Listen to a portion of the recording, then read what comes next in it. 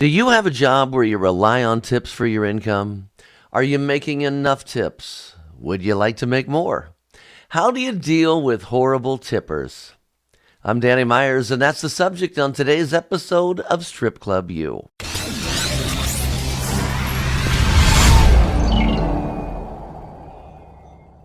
So you have a job where you rely on tips for your income. It sucks when you feel like you've worked your ass off only to realize it was all for nothing or very little. I am a strip club DJ. I make my money from entertainer tips. I have thousands of dollars invested in equipment. I spend over $100 every month on music. I spend several hours a week researching new music and trends. I take tremendous pride in putting on a professional show and bringing my A game every shift. And yes, it's frustrating when I feel I've helped an entertainer make money and they compensate me with zero or very little. Having said that, I also understand that I am not the only one who works for tips.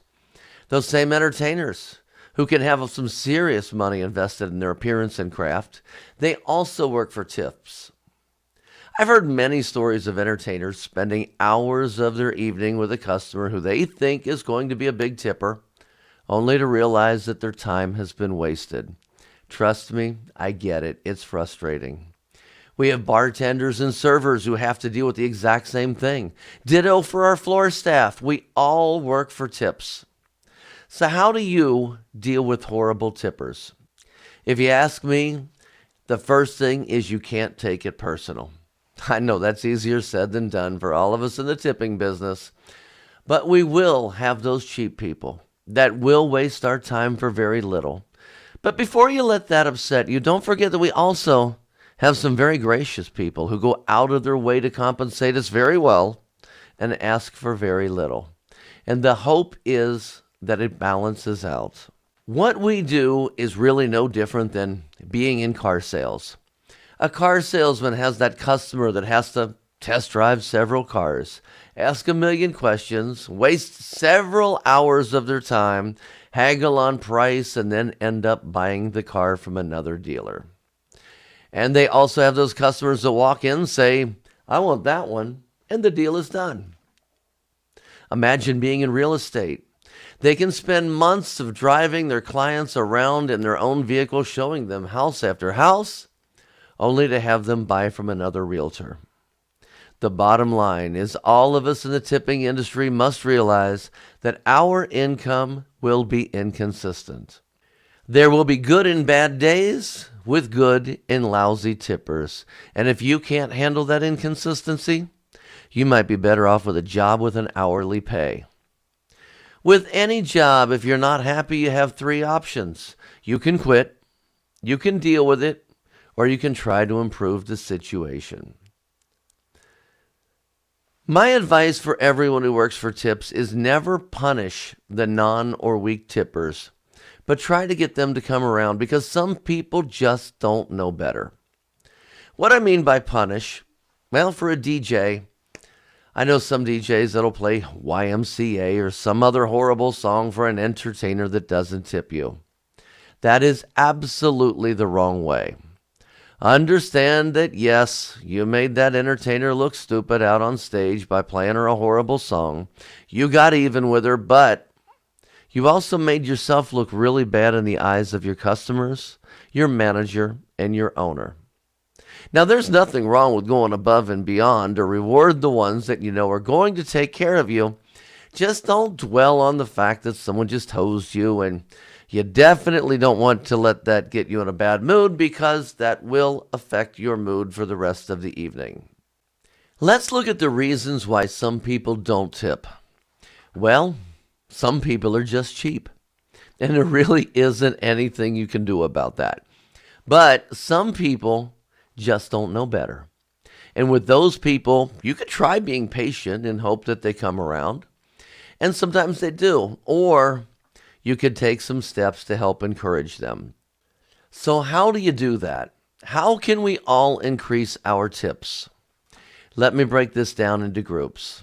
As I said earlier, I am a strip club DJ. I make it a point to show my entertainers that I care about them making money. We as DJs have the power to get your customers to spend more money. There are things we can do other than just talk about tipping on the mic. One thing that I just started, and I realize a lot of you can't do this, but if you can, a few times a night, I get out of the booth, I walk around the room with singles, bound in $20 bundles, selling 20 for 20, especially at the tip rail. My entertainers see me doing that. I really don't make anything for it, but my entertainers see me selling singles that end up on their stage. They see me trying to help them make money. And let me tell you, my tips are up considerably since I started doing that. As for entertainers and how you can increase your tips, you can educate. Did I just say educate? Yeah. Educate your customers to tip. There are some customers who are new to going to strip clubs, and they might be a little shy about their first time tipping at the stage. I mean, high school doesn't teach you how to tip a stripper. Some things you have to learn by experience, and I remember my first time in a strip club. I had no problem getting dances, but the thought of walking up to this big stage in the middle of the room, that was petrifying. It's a lot like going to the casino for your first time. Most people start out on the small slot machines, and it takes them a while to graduate up to the table games. If you are sitting with a customer that fits that profile of just being hesitant to walk to the stage, you can take them to the stage with you when you tip another one of your friends on stage. Like I said, some people just don't know better. And for those people, you can end up educating them and increasing your tips. Educate. Is that a word? My tip for floor staff increasing your tips is number one, learn all of your entertainers' names. And of course, I'm talking stage names. Also, when you collect an entertainer's cash from her stage, if you have the ability to do so, ask her if she wants you to cash those singles in for bigger bills. I've done that as a DJ, and you can get rewarded financially pretty well that way. Whether you're a strip club DJ, an entertainer, bar staff, floor staff, or maybe the restroom attendant, remember, you all need to remain professional at all times. However, being professional doesn't mean being stupid. Some people are just cheap. If someone constantly tips you poorly, just concentrate your efforts on other people.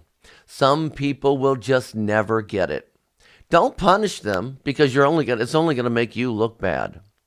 As I said earlier, if you can't handle the fact that there are horrible tippers in this world, then this might not be the right industry for you.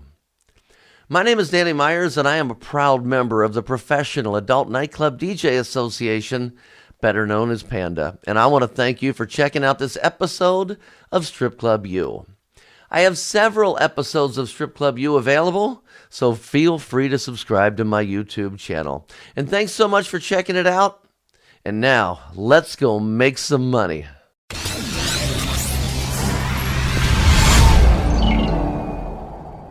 Educate. Is that a word?